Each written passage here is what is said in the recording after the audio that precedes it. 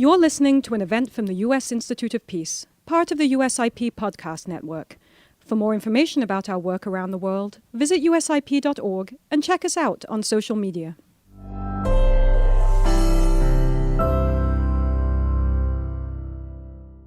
Hello to everyone tuning in. My name is Frank Gom, and I run the Northeast Asia program here at the U.S. Institute of Peace. I want to welcome you all to today's virtual discussion on the fate of the Asian peace with Van Jackson and David Kang. I'm really excited about today's discussion, not only because we have two fantastic experts, but also because today's talk addresses a perspective on peace and security that goes largely undiscussed in Washington. Typically, we talk about U.S. national security through the lens of threats, military strength, and deterrence, meaning that, there are bad countries out there, they pose a threat to the United States, and the only way to deal with them is to ensure that we have the most powerful military and economy in the world so that we can deter bad behavior and coerce positive behavior from these bad actors. And this type of thinking is often characterized as peace through strength, or even as the pursuit of a negative peace, which is the absence of violence. But I think what often gets short shrift in DC is the corollary view, the other side of the coin, which is an examination of peace building or positive peace. So in other words, it's not only about preventing conflict through military means, but it's also about identifying the things that strengthen and sustain peace, like economic well-being, good governance, climate security, and even diplomatic risk-taking, and then making sure that we prioritize and resource these areas as well. So today, we're not going to have a conventional Washington discussion on deterrence. Instead, we're going to talk about peace and do so in the context of East Asia and the Pacific. And I'm not going to go any further into this because we have two experts here who have researched this issue for many years, and I'll let them elaborate in much greater detail. Our first speaker is Van Jackson, who is a senior lecturer in international relations at Victoria University in Wellington, New Zealand, and a former U.S. Defense Department official. He's also a longtime think tanker, and he just published a book on the Asian peace called Pacific Power Paradox.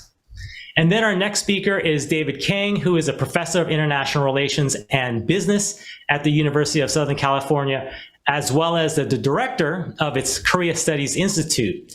He's also researched and written on the issue of the Asian peace for over 20 years, including in his most recent book in 2017, American Grand Strategy and East Asian Security in the 21st Century. So this is how we will proceed. I'll let Van speak for about 10 minutes or so, and then I'll turn it over to Dave for his own comments and thoughts. And then I'll continue the discussion with some additional questions, including some of my own, but also with questions that we received in advance. And then finally, we'll finish up with some Q&A with the audience. Also want to remind the audience that if you want to ask a question, there should be a chat box that you can input your question into. So with that being said, Van, why don't you get us started? Yeah, thanks everyone for tuning in, and thanks especially to Frank and Dave and Lucy and USIP for making this happen. I mean, where to start? I guess, what is the Asian peace, right? What are we talking about? So we're talking about an empirical puzzle describing a period of remarkable relative stability in Asia. So like as a measurement, there is a dramatic decrease in mass casualty violence in Asia since this period, since 1979. But there's also been a total absence of new interstate wars in East Asia and in the Pacific region since 1979. And this observation cannot include the Indian Ocean region, right? So there's a big geographic caveat here. The Kargil War, among other clashes, suggest that whatever accounts for the Asian peace does not apply to South Asia. And if we included South Asia in our observation of the peace puzzle, it would erase the puzzle, right? There would be no 44-year peace to speak of. The Asian peace is also not super peaceful. So during this period, obviously, the Korean War remained in a frozen armistice. mostly very hostile, right? For most of the 1980s, Vietnam militarily occupied Cambodia. Talk to Cambodians about that. They got a problem with that. In the Philippines and in other places like Indonesia, you've had brutal counterinsurgency and pacification campaigns. And this is like stuff in our lifetime, or most of our lifetimes, right? Like living memory for a lot of us. And in East Asia especially, we have a lot of structural violence because kleptocracy and oligarchy have been rampant within the U.S.-centered global economic order. And we've had civil wars, right? We have one now in Myanmar. We had a genocide in Myanmar on Obama's watch in the latter years, right? And then we've had nuclear proliferation and nuclear crises that nearly ended the Asian peace, most acutely with North Korea, right? So there's a way in which the Asian peace is a misnomer. It hasn't been that peaceful. It has been stable, right? But it's still, I still use the term because it's the best shorthand we've got for this phenomenon that is desirable and that is kind of a global public good, right? The absence of interstate wars ain't nothing. So the answer to the question of like, what is to be done with U.S. foreign policy or U.S. grand strategy, it ought to be at least informed by, if not driven by, an understanding of what accounts for this Asian peace. And my argument is that any sober understanding of Asian international relations the past 44 years, it has to see the Asian peace as what I describe as like a layered peace, right? Which is to say that it's the byproduct of multiple converging sources of stability in time that have all favored the thing we call the Asian peace, right? So the phenomenon is bigger than any one factor or actor. And it's also important to recognize that there's a regional level picture of peace as the absence of interstate wars, but there's also microclimates of peace within that regional level picture, right? So Northeast Asia has maintained a largely frozen, negative, shallow peace. The absence of interstate wars, yes, but lots of close calls and near miss crises too, right? So it's been kind of a precarious peace in a way. But then you look at like the Asian peace in Southeast Asia, you see something much deeper than just stability through mutual fear, You see elements of a security community. And there are sources of tension in Southeast Asia. There are conflicts within nations. But there are mechanisms and habits in place to smoothly manage the friction between nations. So in Southeast Asia, war against neighbors, it's thinkable maybe, but it's very, very distant as a prospect. The valence of Southeast Asia is overwhelmingly cooperative. And then in the Pacific, there are regional tensions from time to time, but it's within a framework of regional Pacific community.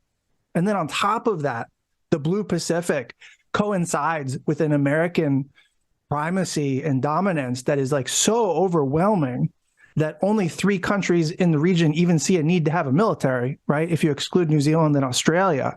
So under those conditions, obviously the prospects of war from within are like fairly unthinkable, And my point is just that no matter how we try to explain the Asian peace, we shouldn't lose sight of the historical fact that there are microclimates of peace throughout the region, and there's no single factor or actor that's going to account for all of that, right? So what are the sources of the Asian peace? I'm going to name them, but you have to understand that they're context contingent, and they've all benefited from occurring kind of in tandem with each other to a degree, right?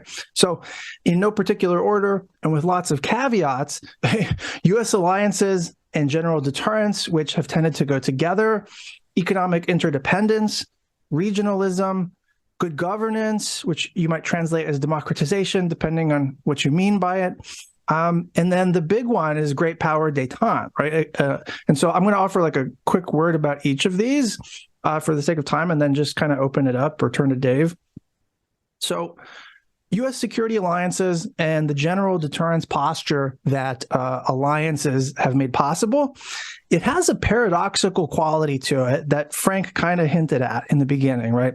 On the one hand, alliances and forward posture have been decisive in preventing several near-miss crises from becoming wars, right? Depending on how much credit you want to give the U.S., 1996, Taiwan Strait, right? Arguably in 2007, again with Taiwan. For sure in 2010, me and Frank were there on the Korea desk in the Pentagon.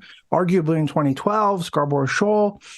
On the other hand, U.S. military primacy and questionable U.S. risk-taking in the name of deterrence has embrittled regional security overall, generally, right?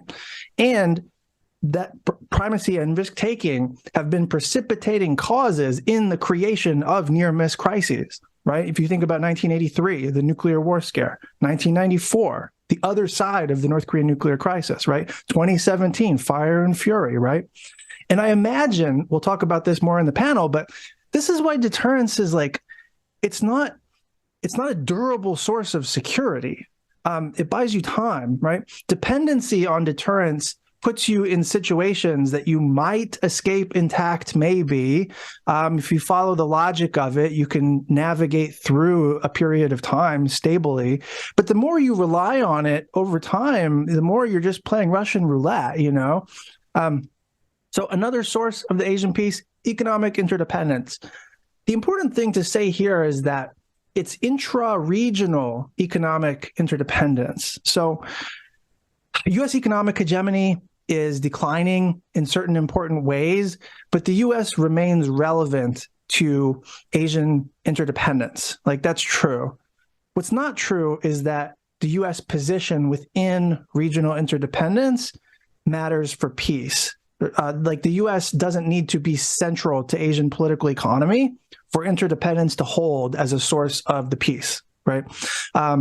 Another source of the peace, regionalism, right? And then the norms and the habits of consensual, inclusive diplomacy that underpin regionalism.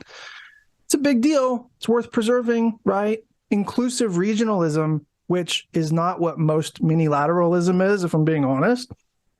It's played a minor part in managing some near-miss crises, right? Including between Thailand and Cambodia in the Obama years.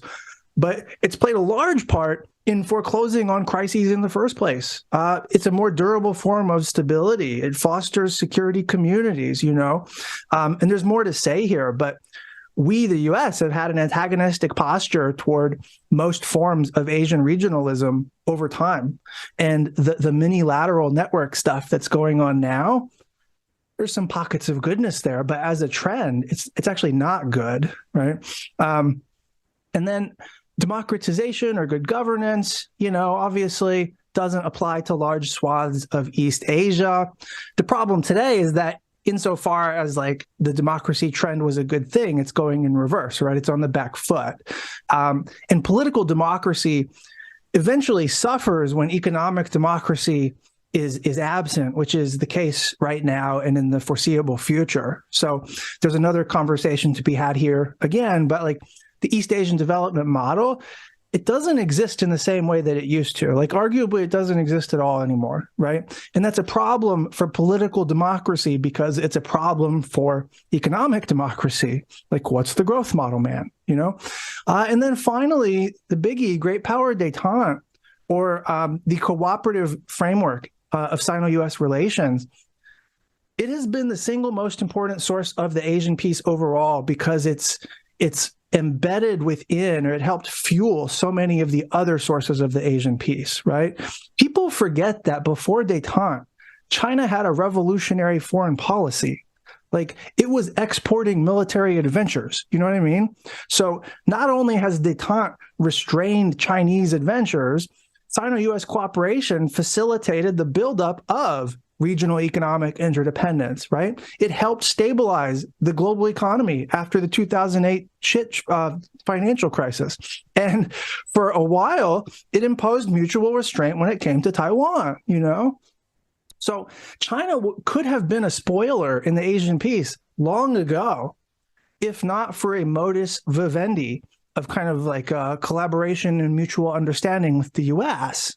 And I get that it's like not totally up to us certainly not as simple as saying, like, let's cooperate. But it's also just a fact that by pursuing rivalry, we've given up on a major source of the Asian peace. And it's on behalf of a bad wager, because there's no security to be had in rivalry formation, right? So again, a lot more to say about all this. I'm kind of just setting the table for a bigger conversation. So I'll leave it there. Turn to Frank and Dave. Thank you. Thanks, Van. That was a great summary to get us started. I'll turn over to Dave. Dave, you've looked at the question of peace in Asia for many years, and I think while you offer probably prescriptions that are similar to Van's, I think your overall going and assessment of peace and stability in East Asia is actually a lot more optimistic and certainly not the fear-based analysis that we typically see in DC. So, Dave, can you weigh in on this? Yeah, no, thanks for having me, Frank and Van. And I think this is an important conversation to have, precisely because we've all watched over the last few years, 5 years, as both left and right in DC have moved from a wide variety of views, particularly about China and the region, to basically a consensus, a pretty firm consensus that engagement has failed, it's time to contain, time to decouple, time to get tough. And part of the reason that I've write what I do is that the region that I see is a very different region than the one I read about in foreign affairs or hear about in DC. And let me give you an example. The way that I would characterize the East Asian peace, or the paradox or whatever, is the first half of the 20th century was the story of Japan's rise, war, imperialism, civil war, up through, actually, the first 3 quarters, up until about 1979, when we do have the last real interstate war, Vietnam, China, and that was about a month long. A bunch of other things happened in the 70s.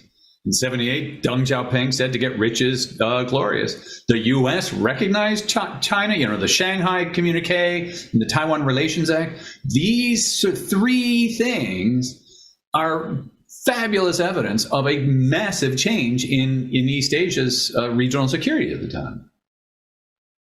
The fourth one is the phenomenal economic growth of many, many countries. The story of the second half of the 20th century, or should I say the last 50 years or so, has been the story not of war and revolution and civil war and imperialism, but it's been the story of business. It's been the story of economic growth. And the kinds of relationships that the United States particularly forged with China have been staggeringly successful. If we look at it in those terms, the set of the status quo relations, which are not perfect, about how we were going to deal with Taiwan and China and the United States, have allowed for 50 years of China to get rich, Taiwan to get rich, and be a healthy democracy. Remember, in 1979, Taiwan was just as authoritarian as China was. The KMT only ceded power in the late 80s to the early 90s, allowed democratic transitions, and allowed Americans to get richer, as well as the rest of the region. And so in many ways, I think we are rushing away from that perhaps too quickly. The way I characterize the Asian peace is, Van is absolutely right. There's a lot of violence around the region. There's a lot of violence around the world. There's internal insurgencies, etc. But the way I characterize it is this. If you go back to 1900, 1950, up until 1979, almost every single country feared for its survival. It wasn't clear if these countries were going to get invaded or even see, the next year or the next decade. Today, there's only 2 countries that fear for their survival: North Korea and Taiwan. Realistically, nobody else is actually worried about an invasion or an existential threat to their existence, to their survival. And in that way, what we've seen is countries are not responding in the present as if their survival was threatened. Countries aren't arming to the extent that we all think that they should. Japan, the much vaunted Japanese return is maybe, if they can keep it up, to 2% of GDP, the military spending. Yes, they'll be buying a lot of things, et cetera, but 2% is a global average.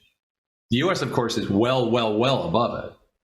So when I characterize the Asian piece, that's what I mean. Countries don't fear for their survival, so they're not responding as if they did. And it makes sense. What are they doing that much of the United States is ignoring is busily engaging, as Van mentioned, busily engaging in creating more and more economic, institutional, mini and multilateral relationships with each other. The most obvious ones are the Trans-Pacific, CP, TP, the Trans-Pacific Partnership, RCEP. Just 10 years ago, the first institutionalized Japan, Korea, China set of minilaterals was set up. And in many ways, I think the United States focus on China as a threat and the move away, again, by both left and right, from embracing free trade to being much more skeptical about trade expanding or expanding economic activities across borders. Both Democrats and Republicans have moved away from that. I get the domestic politics of it. I'm here to say I don't think that's good national policy for the United States in a region that is rapidly and continuing to move in one direction. So when we think about the Asian piece, that's what we're talking about. And I would pick up with two more points that Van made. And the first one is North Korea fears for its existence not from China, but from the United States. And deterrence has worked. Deterrence has worked for almost 70 years on the peninsula. But as Van pointed out, that's not a solution. That is a freezing of the status quo by the least sort of stable or enduring situation, which is just fear on both sides, with very little attempts to build some kind of mechanism or relations or status that can make the peace be actually positive as opposed to negative. And I know that's deeply unwelcome in DC, but without some positive path forwards, what we are seeing by successive different American administrations across, again, both parties, has been essentially a deterrence game. We all know how to play it, right? But it's not moving forward. The other thing, and I'll just make one more point, and I'll talk, the other country that fears for its survival is Taiwan. The thing that I notice about Taiwan is that they don't see a military solution to their survival. The Taiwanese military and even the DPP has been successively reducing. I know they're going to go from 4 months to a little bit more now of mandatory military conscription. But this is nothing like, who's pushing them to buy more stuff is the United States. And I think we overlook this. The status quo over Taiwan has worked very well for the last 40 some years. And as someone has said, I forget who said this, and I would quote them if I could, I would make it clear as it, but we are in danger of loving Taiwan to death by pushing so much to show how we support democracy and go over there and stuff like that, right? That's not a status, that's not a change that's going to necessarily help Taiwan's democracy, economy, or the people of Taiwan. And I think we should be very careful about us, the Americans, unilaterally trying to push for more shows, pushing Taiwan in one direction. But almost everyone who knows the region and knows the history of Taiwan and China would say is extremely dangerous. So in many ways, I think the Asian piece is very solid. I don't think any countries in the region are really looking to start actual wars. But there have been a number of events that have changed and trends that have changed over the years that make it much less stable and much less enduring as it might have been, say, 10 or 20 years ago. I still do remain optimistic because, again, countries in the region, they're not moving away. The thing that I will conclude by saying this. The idea of decoupling I find unrealistic, shall we say. The United States and China are massive global countries, whether it's economics, diplomat, we're not going to, we have to live with them. But one reason that countries in the region aren't going to easily decouple from China or rush to join only the United States or be very clear about this is they're not moving away either. Everybody has to live with each other. And what I see in the region is countries trying to find ways to do that. And what I would hope is the United States would play a positive and hopefully maybe in some ways a leadership role in trying to help move that forward, as opposed to try and back away and try and get everybody to make a very clear choice of us versus them, which I do not think is going to happen. So I will stop there, and I really look forward to the conversation with all of you. Thanks. Thanks, David. And before I get into my questions, I just wanted to point out what I see is largely a convergence in thinking of how you two view the peace over the last century. The biggest divergence is, Van, you suggest that this peace is embrittled, and you're pointing out potentially a lot of risks. Whereas Dave, it seems that you're saying by and large, the peace is pretty solid. Van, do you have any thoughts there? Yeah, we are saying the same thing, like a synonym, right? Like we're going the same direction.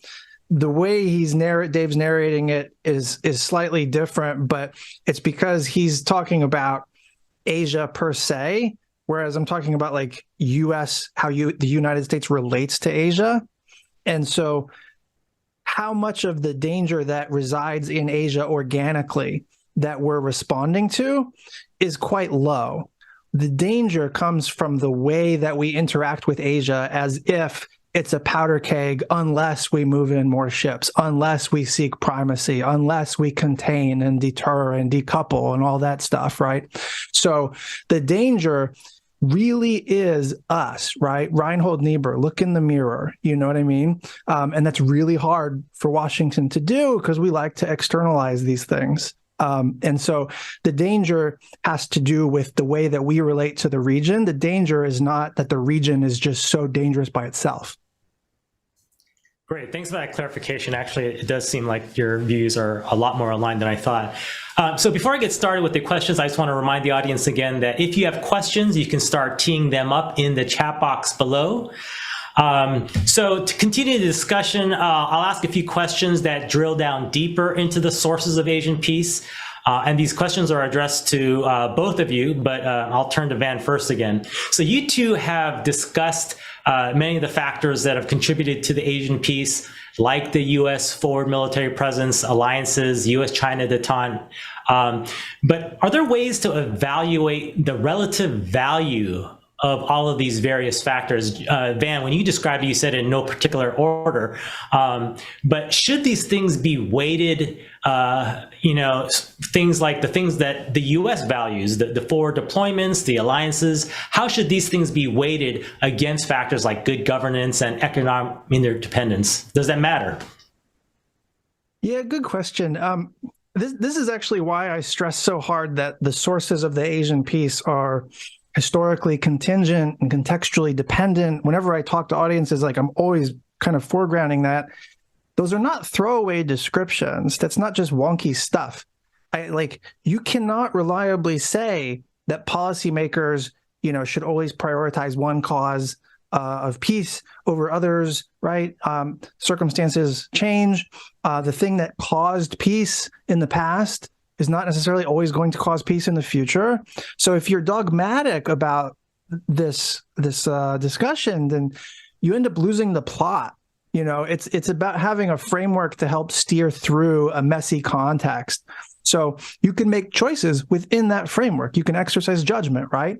You decide what factors should be more or less relevant, but you do so wittingly, not intellectually half-cocked. It's okay to say we're going to take risk. It's logically okay to say, I should say, that we're going to take risks against economic interdependence because we have a strategy that makes some clear-eyed wager on some other sources of stability, right? But you don't want to have risk blind spots. You don't want to break up economic interdependence without any awareness that you might be burning the last bridge to peace, So it depends. That's the short answer, I guess. Thanks. David, anything to add there? Yeah, no, I largely view the world the same way. What I would say is, in some ways, I think one of the hardest conceptual things most of us have is a view that countries might view their borders as simply being That's where we stop. And so one of the ideas is that as China gets bigger, it is inevitably going to try and expand. I mean, this is you don't have to be an intellectual realist out of this particular IR tradition. We just sort of think that in general from Thucydides' Melian dialogue. The rich do what they can. I mean, the strong do what they can. The weak suffer what they must. And it's really hard for us to think that countries might actually have stabilized many of their borders with each other. And that these aren't necessarily sources of conflict where pretty soon China's going to try and grab something more, something like this. And I'm happy to talk about that more, but I think this is one of the biggest issues that we have conceptually.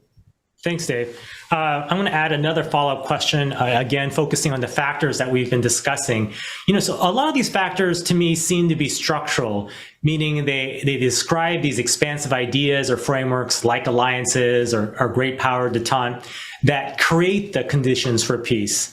But what about the process factors that can help spark or mobilize the pathways to peace? Things like unilateral conciliatory gestures or diplomatic risk-taking, which has some support in the academic literature. So I'm thinking of people like Charles Osgood and Kenneth Boulding and Charles Kupchan. What role should these types of tactics play in our broader approach to peace? And I'll turn to Dave first. I thought you were going to go with Van. I can turn to Van first if you want to think about it. If we look, some of the real opportunities over the last 50 years have been with initiatives that at the time were highly, highly skeptical, whether it's Nixon going to China, Carter going to North Korea in 1994, or frankly, Trump being willing to meet with Kim Jong-un. In some ways, I think that these are, often criticized, but open up pathways that we would not normally have if it was simply waiting for things to happen. So, I mean, in general, I think that there's room for this if it's very carefully done. It would be my very short answer. Thank you. Van? Yeah, it's a good question. I mean, distinguishing structures from signals is useful and important. And frankly, that's kind of how I think. If you understand structural constraints, then you understand sources of power. And then it's possible to have a sense of how ripe a situation might be for certain kinds of tactics or signaling policies to have a chance of success. And this is one of the reasons why I'm so bearish on or critical of rivalry, because the process of rivalry making constrains the policy toolkit. It dampens the ability to use conciliatory gestures or restraint, or anything with like a cooperative valence, to be honest. Like it constrains the ability to do that stuff to build deeper security, right? So it kind of forecloses the ability to have a deeper security. And the effect of like unilateral concession, as an extreme example, I guess, depends on context. Like if you have a hostile relationship and you do one nice thing, but you keep the entire hostile structure in place, you have not done one nice thing. Nothing good will happen from that, right? And so like my metaphor is always jujitsu, or kuzushi, off balancing. The signals or the tactics that you're trying to use through policy, these are like submission attempts, If you just throw up arm bars randomly, throw up a triangle choke randomly, you're going to get killed, bro.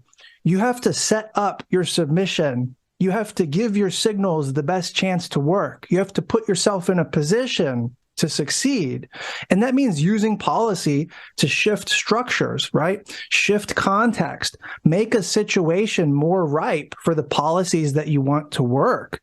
And like statecraft, in my mind, is supposed to be all about this, right?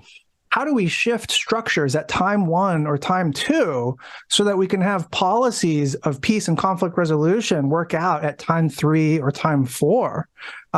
You can't just randomly do this stuff. You got to coordinate it, right? So like there is an interplay there that's really important. And the way, like when I was in 11 years in government or whatever, I never saw us doing policy this way. We were never thinking about trying to shift contexts so that we can make certain kinds of policies more likely to succeed. Like it's disturbing to me that we don't think like this, because we should be. Van, I'm glad you brought in a Brazilian Jiu-Jitsu reference. Dave, I hope you make a soccer analogy at some point over the next few minutes. So I have one last question on the sources of peace, and then I'll move on to some specific dilemmas, and I'll address this to Van. This may actually be similar to the first question I asked, so if it's a repeat, then you don't need to go into too much detail. But is the recipe for Asian peace static, in the sense that it may always require the U.S. to be the guarantor of stability, or can there be different formulas for peace in Asia? And so, for example, how does China's developmental model for peace fit into your framework? Yeah, so the previous recipe for peace, definitely not static, right? And in fact, U.S. strategy, it's pretty unequivocally primacist, even when it doesn't acknowledge it. Sometimes it does acknowledge it, sometimes it doesn't, right? But during the unipolar moment, pursuing primacy was not so risky for the US, right? It wasn't prohibitively costly, to be sure, but the context has changed. Everything that primacy requires now, like arms racing, military superiority, economic containment to some degree, geoeconomic blocks, fractured regionalism, that's all at odds with what peace requires now, right? So for the sake of time, I'll just say yes, peace today requires a new formula. Almost anything other than primacy would be better than the track we're currently on, I think. But that new formula needs to be sensitive to the historical record. So you can deviate from the old recipe, but you should be coming up with an argument that explains why you feel the need to deviate from the old recipe. And it's not about the old thing doesn't work anymore, so we're going to do this now. That's not persuasive. That there's no wager in that for what will cause peace or stability. You have to make an argument about what you think will cause peace and stability. It's not enough to say, well, the old bet didn't work. We can debate whether the old bet worked, but you have to do more than just say that. You have to say what the positive argument is too. Thanks. Dave, any thoughts there? No, I thought that was a good answer. Yeah, I'm happy to move on to others. Yeah. Okay. Well, I'm going to stick with a China question, since that's how I ended my last question. So the U.S. has taken a lot of steps since the 1970s to improve relations with China. And Dave, you mentioned a lot of them, things like normalizing diplomatic ties and bringing China into the international economic fold, enhancing security cooperation with the PLA, and building these strategic and economic dialogues over the last couple of decades. And of course, there are some missteps along the way, but shouldn't the decades of the 40 years of U.S.-China détente have provided the necessary guardrails to avoid the conflict that we're seeing today? And I'm just going to tie in some questions that I'm seeing already in the chat box, because they're all on this China point. What should we be doing, and what are we currently not doing to ensure better U.S.-China relations and stability in places like the Taiwan Straits? So, that's obviously a very complicated question. I can talk for hours about it. Let me try and make a couple points. The first one is that there are two countries that are having to learn to get along here, and so some of this is on China. Xi Jinping has clearly taken a much more autocratic, centralizing power over the last 10 years. He's made himself essentially dictator for life. And so, yes, and they have been far less deferential to the United States. I saw, some of the wolf warrior diplomacy and things like that than they have in the past. So much, and China remains an authoritarian dictatorship that engages in sort of regular restriction of many human rights, freedom of speech, et cetera, et cetera. And they haven't opened up as quickly as we thought they would. Meaning, it's they're not a democracy yet, right? It's not the same as going to Korea or Japan. And so there are two elements here. The side of it that I think is disturbing, or I find less than useful, has been the idea that we then need to swing entirely towards confrontation. There are many, I know the Biden administration talks about cooperation and competition. From where I sit outside of DC, I see an awful lot of chest thumping across the US government, whether it's military generals or many of the initiatives taken by the Biden administration, the economic decoupling, right? I don't see a whole lot of the, hey, let's try and cooperate side. I see a whole lot of moves towards sort of performative toughness on China. We're going to show how tough we are. This rush to go to Taiwan, as I said, I think is deeply destabilizing. I think there are two things that are going on here. One is that, yes, where the United States is different than it was.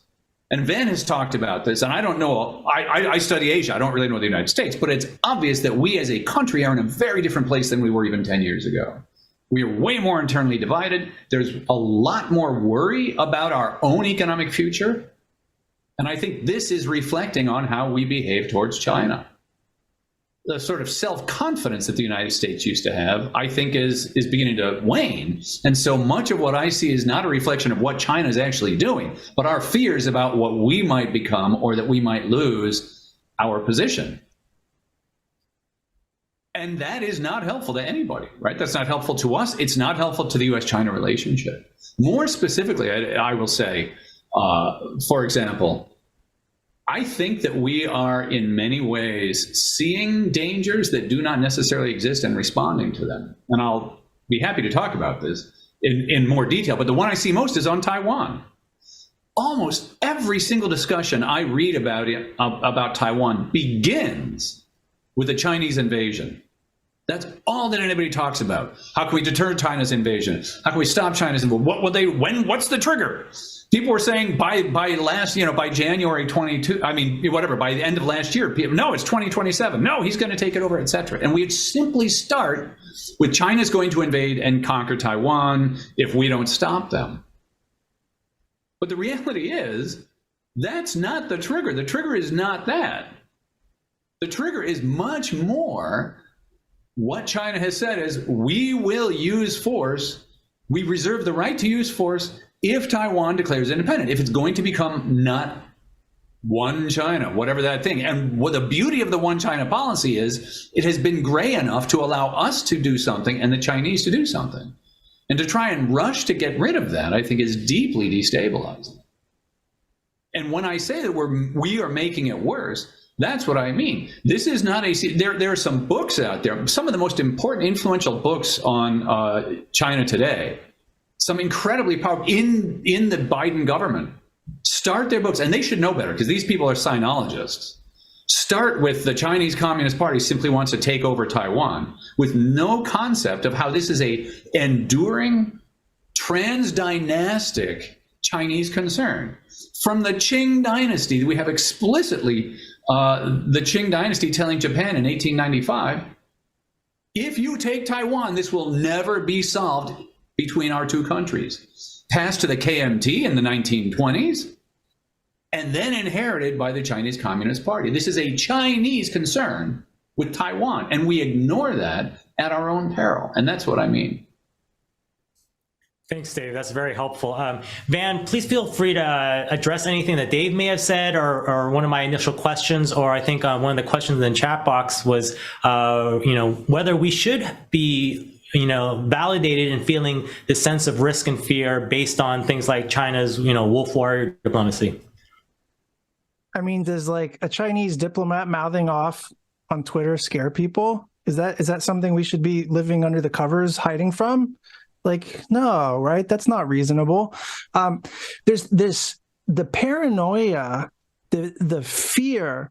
It serves such a very obviously political purpose by all sides, right? And this is one of the pernicious things about, God damn it, sorry. One of the pernicious things about rivalry, and if we had like a sober view of Cold War history, we would know this and remember this. Rivalry empowers fringe, extremist, paranoiac reactionaries on all sides. It benefits grifters. It benefits ethno-nationalists. It benefits militarists. It doesn't benefit democracy, right? This is historical fact. It's also intuitive logically. So we're opening up this like nightmarish Pandora's box by succumbing to fear. And the irony is that in most places on the globe, almost everywhere except specifically the Taiwan Strait, the balance of power in every sense favors us so overwhelmingly that it's a joke that we would be afraid of anything.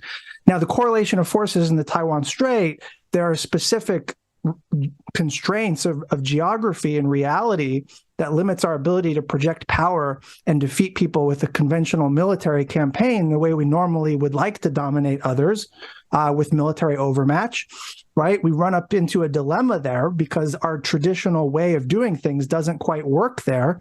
But instead of like working within that constraint of like World War III is not a win for anybody, so let's figure out a different way, we're like, well, no, we need more cowbell. We need more arms racing. We just need more missiles. We need to beef up our force posture in Asia, right? And it's all built around this fear-mongering presumption of Chinese domination, Chinese invasion, conflating these things, and then working off of this fuzzy image of a red menace that's more vibes-based than anything.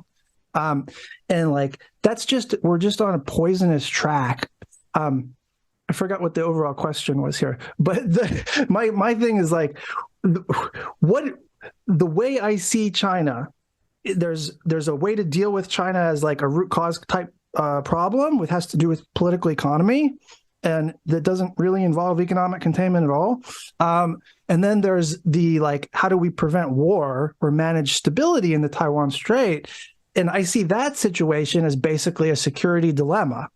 And we have a whole literature about how to manage security dilemmas. I'll tell you right now, doesn't involve arms racing, it doesn't involve sticks, it involves carrots. It involves things we don't like to talk about or even contemplate, right? But that's how you get out of tragedy, you know? And the idea that we need to deter China from invading Taiwan is complete nonsense. You know, China is deterred right now. The PLA has priced in ever since the Taiwan Strait crisis in the 90s. They've priced in that there's going to be a really high price if they invade Taiwan. Obviously, nowhere near the top of their preference list. You know what I mean? That doesn't mean it can never happen, but the most likely context in which it will happen is one where like we are creating incentives for it to happen. So we have to think about that. We have to think about the interactivity and the relationality of this fluid situation. You know what I mean? So security dilemma calls for cool heads, calls for rationality, calls for restraint and pragmatism. It doesn't call for assuming the worst case scenario and then letting military buildups and defense planning overtake the steady art of statecraft. That's literally the definition of militarism. Thanks, Van. We'll get back to the China topic later when we have time. I'm sure there are those who may say, well, how come, no one's talking about, China's belligerent military behavior in the Straits of the South China Sea, or, their economic coercion, what happened in Hong Kong, or their, intellectual property theft, all these things. And so maybe we'll get to that later on. But I want to move on to a topic that's near and dear to all of us, which is North Korea. So I'm going to combine a couple. Actually, I'll just ask this one question from Dave Carlson. Should the U.S. recognize, and this is a question that has come up prominently over the last 6 months, certainly in the think tank space, should the U.S. recognize the DPRK as a nuclear weapon state and work towards diplomatic relations? I have my own thoughts, but I'll let you two weigh in first, and I'll start with Van this time. Oh, see, I thought you were going to go with Dave this time. Okay. Kind of mix it up back and forth. Yeah, it's all good.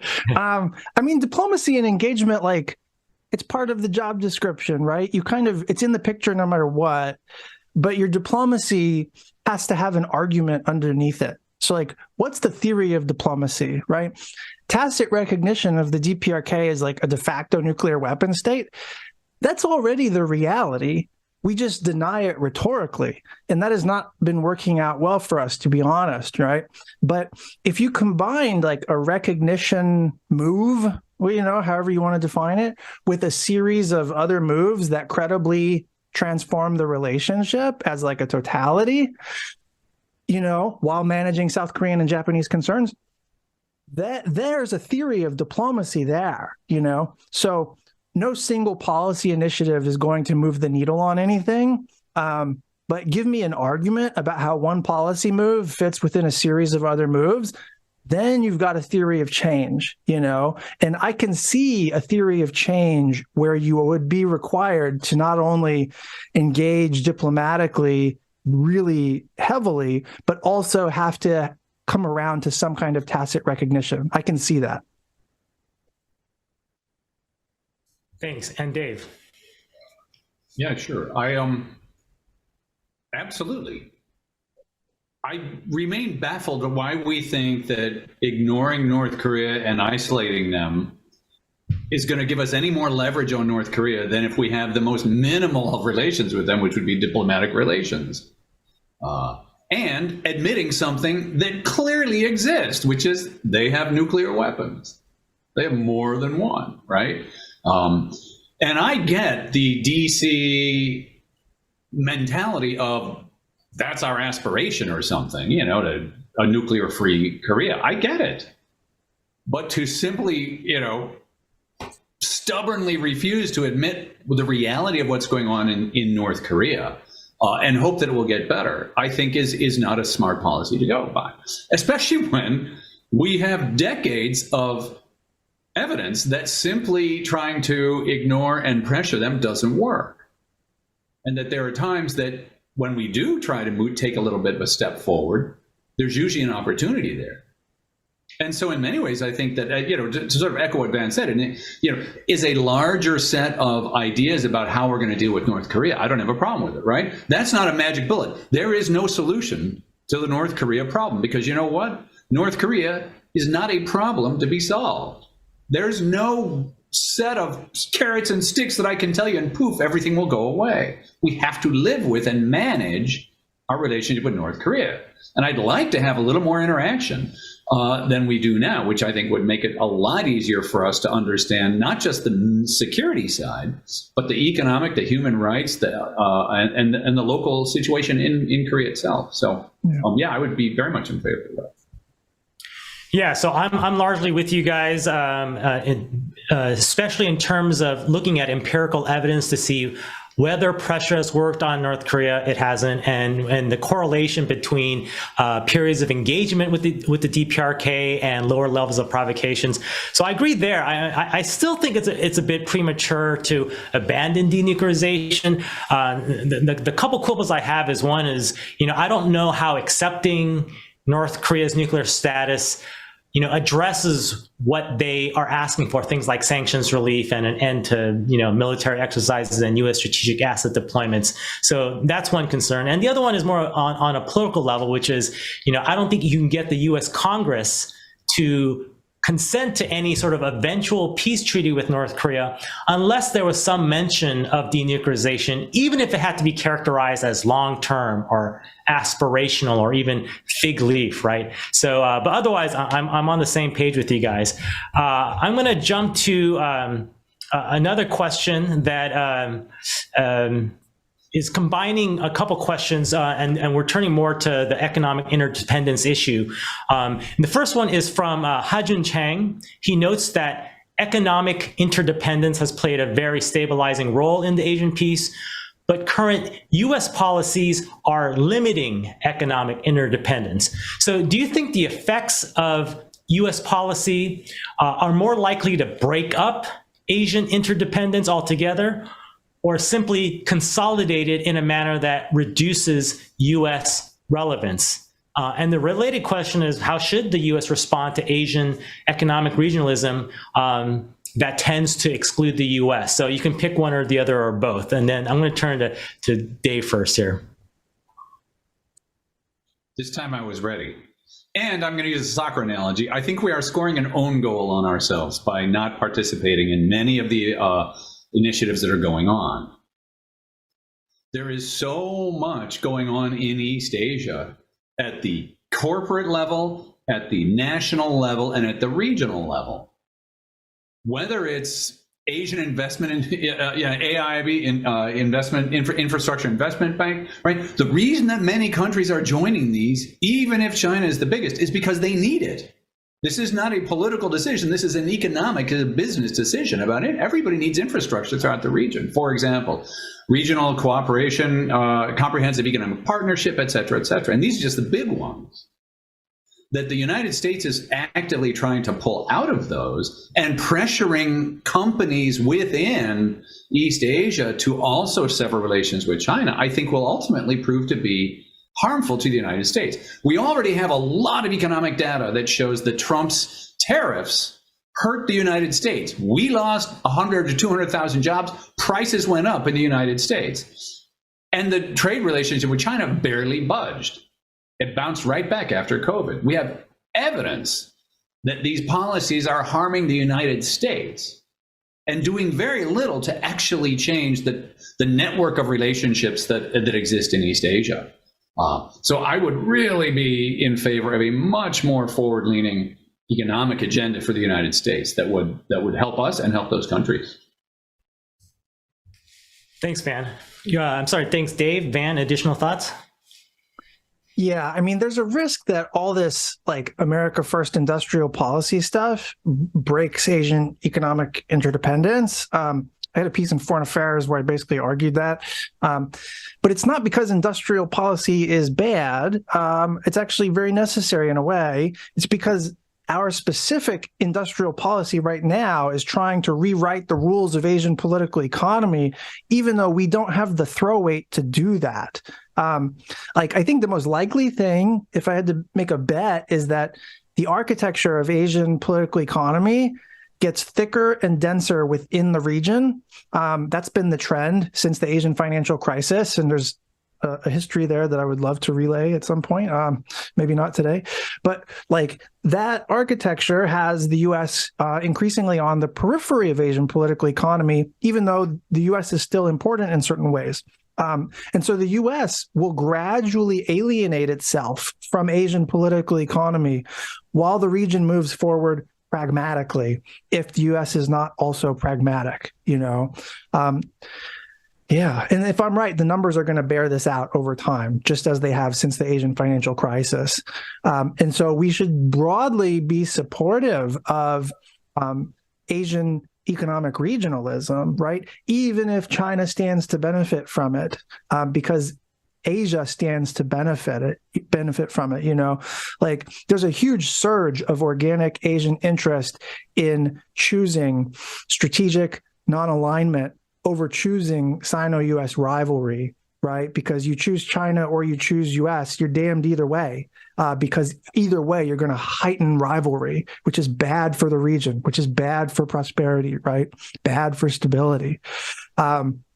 And frankly, like if you know anything about third world history, you should know that like you don't want to take an alienating or antagonistic posture toward the majority of the planet. You know what I mean? Like that, if you're worried about like Chinese influence or something like that, you need to create conditions where the global South and Southeast Asia and Pacific nations and countries that are trying to forge some kind of new non-aligned movement, which they're very actively doing, particularly in the economic and financial space.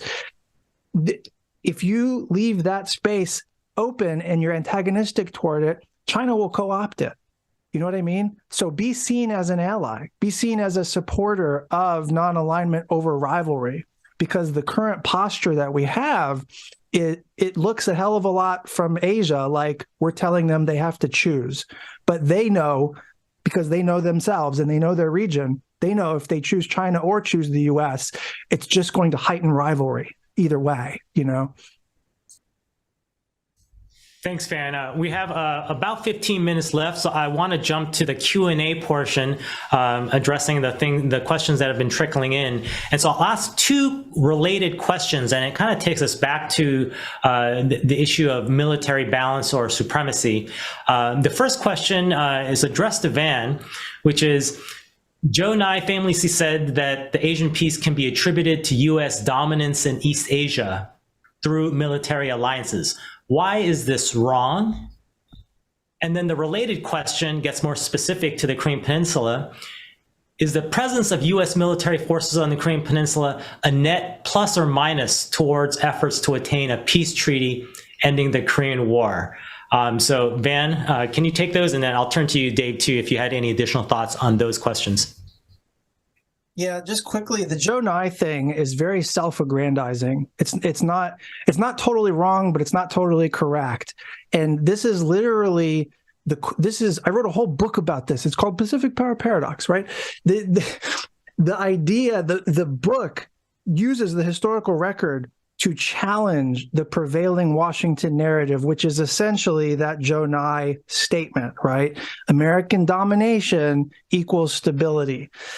That's not true. There are all these other sources of stability in Asia that coincided with U.S. dominance. And the mistake that we're currently making is that we assume all those other factors, they either don't matter or they're just like epiphenomenal, and that it's the domination that's doing the work. Domination is A, not sustainable, B, basically unjust, right? It's denying anyone else agency. It's telling a heroic version of history that centers you. It's narcissistic, and it's historically inaccurate, but that leads to bad strategy, right? And so now we're pursuing primacy on the presumption that domination is what produces stability. But it's like, not only is that obviously untrue at any time in history, like there are other things going on, but by doing that now, by doing domination now in a context where you don't have the ability to do that the same way and where the distribution of power has shifted, you're courting giant risks and you're not even acknowledging it. Huge problem. Like I said, and like I've written several times in the last year, peace and primacy are at odds with each other.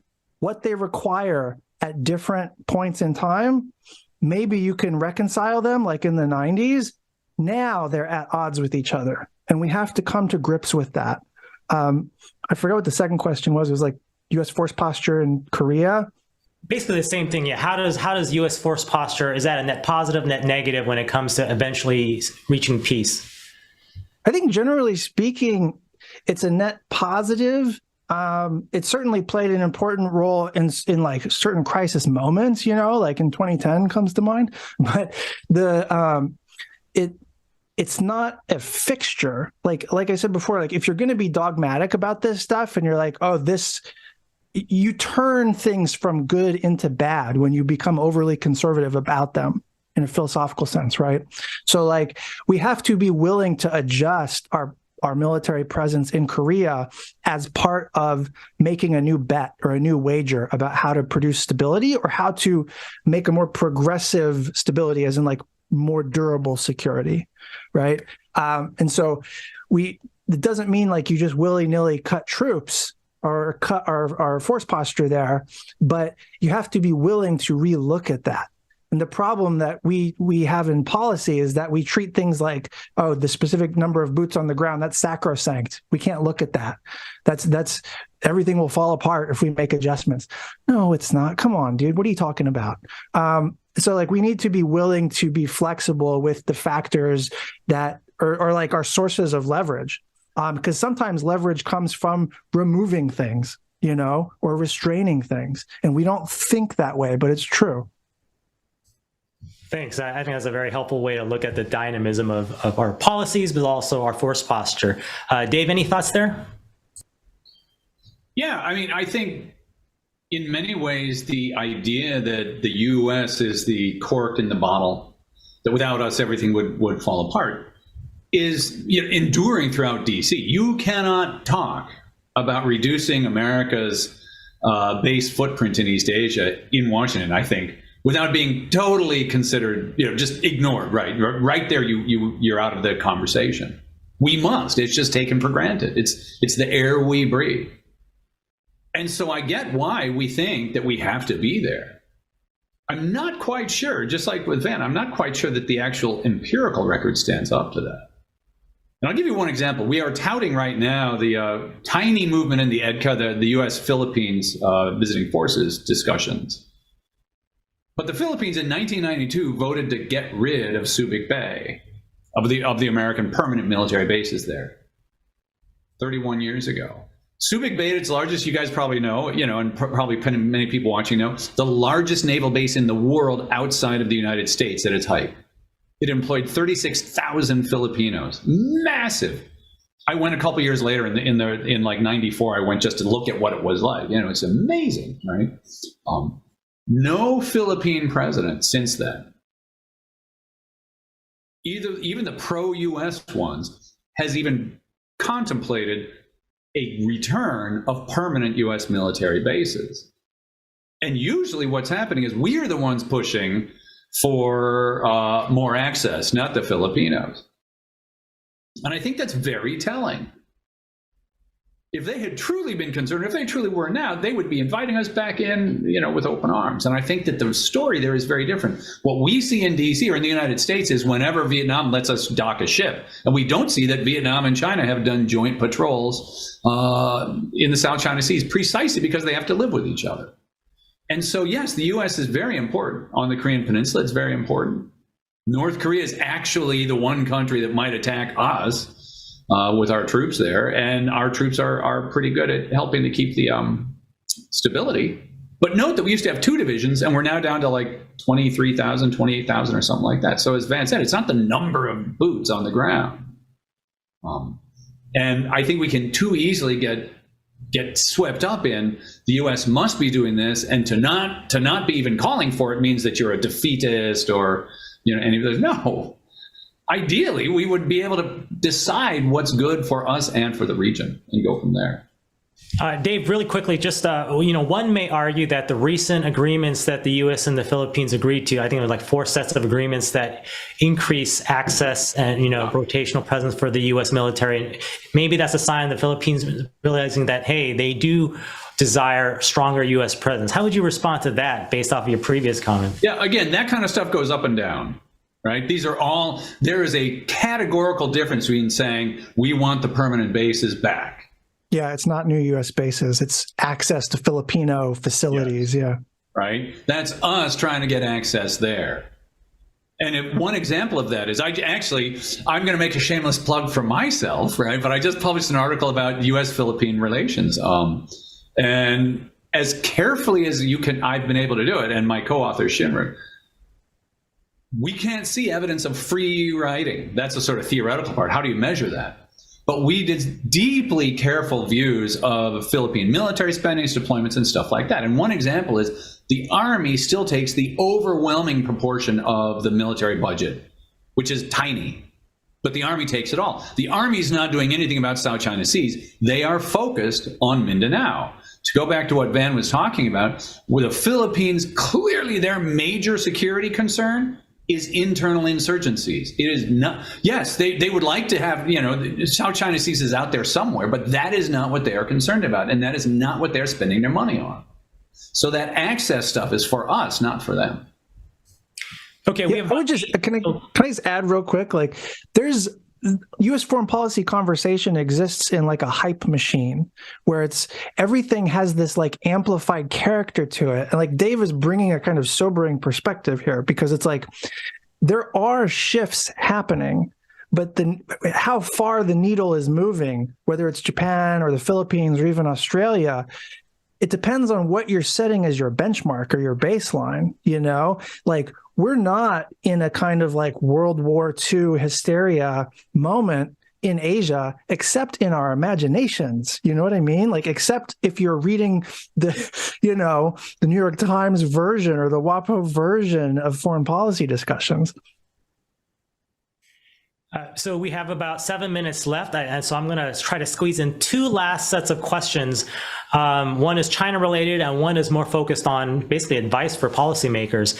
And the first one on China is just more of a positive lens, which is the question basically asks to please talk about opportunities for security cooperation with China and not just climate cooperation. So what are the things that we should be doing that we aren't doing? You know, we're hearing a lot about the more of the adversarial approach, but what are some of the positive avenues for cooperation that we should be doing with China? And I will turn to Van on this one first.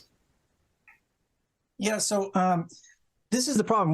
We should be having strategic stability talks at a track 1 level, not just track 1.5 or track 2. We should be ultimately engaging in arms control rather than arms racing with China. You can't do pragmatic stuff like that in a context of like where the structure of the relationship is rivalry. What you can do depends on the overall relationship. And so like that's a reasonable thing to cooperate on security wise, right? It's to everybody's benefit. We just can't do it, right? On political economy, we could be cooperating, put climate aside, even though it intersects. We could be cooperating on debt restructuring, right? The IMF is constantly in talks with China because China holds so much debt of Asian sovereign debt for Asian governments, and there's a debt sustainability crisis in the region, right? And it is the yoke of debt that is the cause of so much structural violence in Asia, and that's a cause of so much ethno-nationalist sentiment that's just being like held, and that is a source of volatility. It's a risk to be managed, you know? So like we could be working with China on that, but we're kind of not, you know? The IMF talks to China, China spurns them. Why? Because the overall relationship is antagonistic. You know, we can get more done and the space for cooperation opens up if the overall relationship is not premised on like, we expect you to invade Taiwan in 5 years and we're going to arms race you now. You know what I mean? Yeah, and we certainly, when we had the better context or environment during, say, for example, the Obama administration, we did have at least the strategic security dialogues, economic dialogues, and even during the Bush administration as well. Dave, any thoughts on that before we go to the last set of questions? Yeah, no, just briefly in the interest of time, I would be doing a lot more. I would have our government be a lot more careful about what we're saying and doing with Taiwan. To me, that's the only thing that really is. I'm actually not that worried about it slipping out, you know, by accidentally getting into a nuclear war. We're not there yet. But we could be doing a lot more to try and stabilize that relationship, because I think, you know, all of the things we say, and then Biden will come out and say, well, I misspoke, the one China policy. But all this stuff down below is clearly eating away at that. And I think we should be a lot more careful with China and with Taiwan about what the United States is actually going to do on that, or how we want to handle that. Okay, our last set of questions relates directly to policymaking, and the first one is from Daniel, who looks like he's from the Australian Foreign Ministry Policy Planning Department. But the question is, you know, what advice would you give to policymakers who are trying to take, they're trying to take the root causes of insecurity in Asia seriously, but they remain guided by a concept of national interest that may preference things like political expediency or short time frames or getting the quick deliverables, right? So that's one question. A related question related to policymakers is, what would be the one practical takeaway about thinking about the Asian piece that USC policymakers should be considering more? And I'll let Dave start this one first, and then we'll end with Van. Van will get the last word. He can correct any mistakes. The thing that I would say about all of this to policymakers that are, you know, if there's one thing you can take away, it's that in East Asia, most elites, if you go the Southeast Asia, Singapore just released their poll of, their annual poll of elites throughout Southeast Asia. It's a great poll. Everybody should look at it. Institute of Southeast Asian Studies. You go to Northeast Asia, go to Korea, Japan. When they wake up in the morning, they're much more concerned about domestic politics, the economy, immigration, and that's where we should be. Yes, nobody wants a war. Nobody wants to have China bullying them. And you've got to push back against China and then learn to get along with them. Yes, we have to do that. But the discourse in the United States, and most of the policymakers in the United States, are totally focused on war and et cetera, et cetera. But that's not where the region is. And if we could get there, that's where the Asian piece is. And that's where I think the United States should be. Great. And Van? Yeah, I have two thoughts here that are related. One, we should not be focusing on China, but focusing instead on the problems that we think China represents and then targeting those problems overall rather than building entire bureaus and offices to deal with this one foreign regime, right? But we don't do that because we like to externalize problems rather than see how everything is connected. 2, we should be building an economic statecraft that serves the purpose of the peace rather than the purpose of punishment or primacy. I've published a bunch of proposals for how to do a peace-oriented economic statecraft.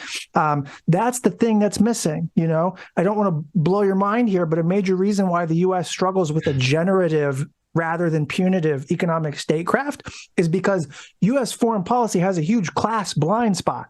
It recognizes corporations. It doesn't really recognize worker of any nation, and the liberal rhetoric about openness and freedom is applied very inconsistently as a result.